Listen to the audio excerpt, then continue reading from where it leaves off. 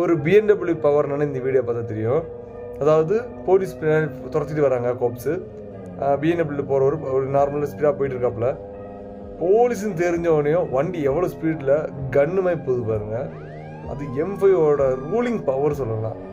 ஐயோ வேற மாதிரி.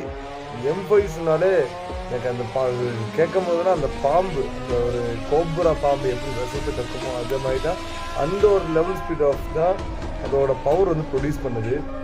உங்களுக்கு M5 கண்டிப்பாக உங்களுக்கு பிடிச்சிருந்தா நீங்கள் கண்டிப்பாக M5ன்னு கமெண்ட் பண்ணுங்கள். என்னை கண்டிப்பாக ஃபாலோ பண்ணுங்கள். Thank you so much.